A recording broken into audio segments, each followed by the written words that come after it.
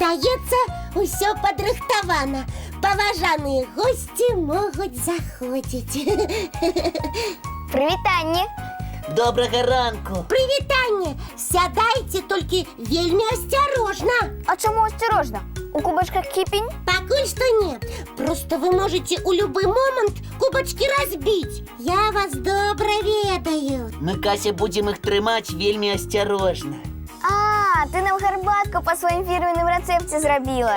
Ты куды цягнеш рукі? Гарбаткі пасмакаваць. І я таксама хачу. Прабачце, але гэта не для вас. Кася, мы цябе не разумеем. Я запрасіла гасцей. І зараз іх чакаю. І яшчэ для маіх гасцей патрэбна вельмі многа месца. Так што трошкі пасуньцеся. Кася, ты запрасіла гасцей, а мы нічога пра гэта не ведаем? Гэта мой маленькі сакрэт. Ух ты! Ой, я неправильно сказала. Сакрэт у мяне даволі вялікі. І пра такі вялікі сакрэт ты не расказала мне, сваёй лепшай сяброўцы? І мне, лепшаму сябру. Добра, раскажу, каго я паклікала, і нават пазнаёмлю вас з імі. Дзякуй, расказвай хутчэй. Толькі паабяцайце, што вы будете весці сябе з гасцямі вельмі ветліва. Абяцаем. І слухаем вельмі уважліва. Хитренькие якія. Так просто я вам і адкажу. Вы самі паспрабуйце адгадаць. Давай падказкі. Так, летом яны могуць быць цудоўнымі фонтанамі, а зімой вясёлымі пыласосамі. А гэта не... Лесік, адказ даш адразу пасля мультфільма. Дарэчы, вы таксама можаце падумаць, хто завітае да нас у госці.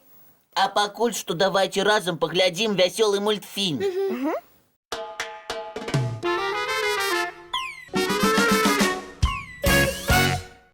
Прывітанне. А хто гэта? Не слоняня Лесік. Я лічу, што ўсе правільна здагадаліся, што я чакаю ў госці сланянят. Тады навошта ты такія маленькія кубачкі падрыхтавала? Да яшчэ і гарбату. А як? Я ж гасцінная Кася. Слоны не любяць гарбату. І кубачкі ім патрэбна ў 100 разоў большыя. Хіба вы ведаеце, колькі вады можа выпіць слон? І не толькі мы, але ўсе нашы разумнікі-гледачы ведаюць. І колькі? Маленькая слоняня 100 літраў, а яго бацькі 300 ці нават больш. 100 літраў вады!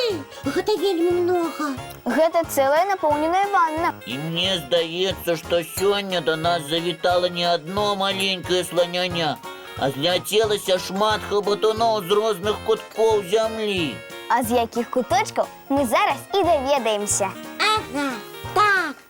Першым да нас дакрочыла сінявокая сланяня з Афрыкі. І гэтая сланяня добры знаёмы Паліны Сямёнавай з Гомеля. Ой, Палінка цудоўна ведае, што афрыканскіх сланоў даволі многа, больш за 600 000. А вось індыйскіх значна менш. Пра гэта дзяўчынка напісала нам у сваім лісце. А вось гэтага вясёлага сланяня даслала нам Соф'я Васілеўская з Мінска. Софійка кожную раніцу глядзіць нашу праграму і не прапускае ні аднаго конкурсу. Цікава, а якое імя у такога прыгожага слона? Трэба яго прыдумаць, і мне здаецца, што гэта слон дзяўчынка. Правда, у яе вельмі доўгія векі, і яна любіць частаваць сваіх сяброў салодкімі бананамі. А якія прысмакі больш за ўсё любяць сланы? Ну, Я вам зараз раскажу. Дакладна ведаю, што гэта бананы. А ў мяне ёсць знаёмыя сланы, якія працуюць у цырку. А яшчэ яны вельмі любяць цукерачкі і булачкі. цукерачкі! Як усе гледачы Добраранка, так?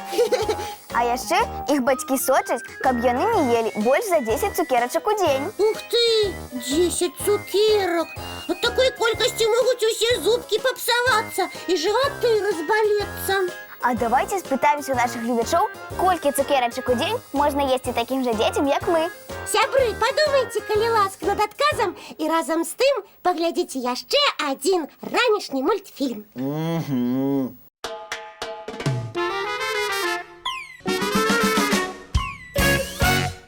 Сябры, хто з вас дакладна ведае, колькі цукерак можна з'ядаць дзецям? Я чую зусім розныя адказы. Хтосьці гаворыць, што ў дзень не адной, а хтосьці крычыць 3. Давайте дадзім дакладны адказ. Яго дасць доктор Кася. Слухаем цябе, доктор Кася.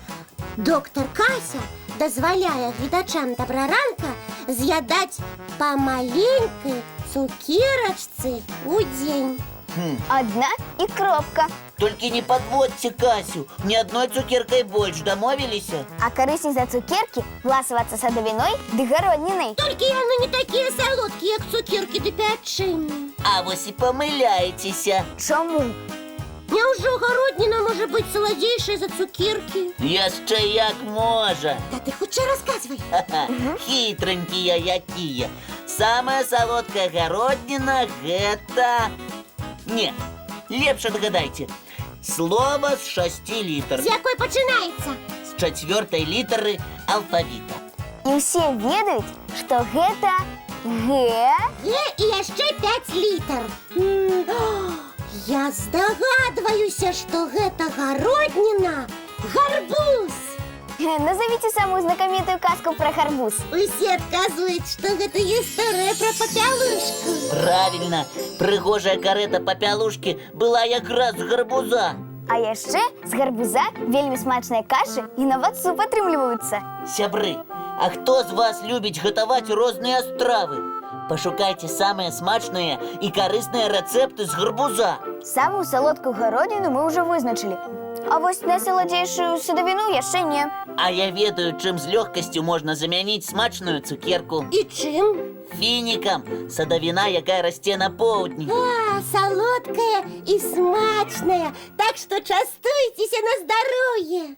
Загаварыліся мы пра смачнае і салодкае, і мне аж перакусіць захацелася. Вось давайце і перакусім. Сябры, і вы можаце даесці кашу ці дапіць ранішні чай. А яшчэ мы дорым усім мультыплікацыйны дэсерт.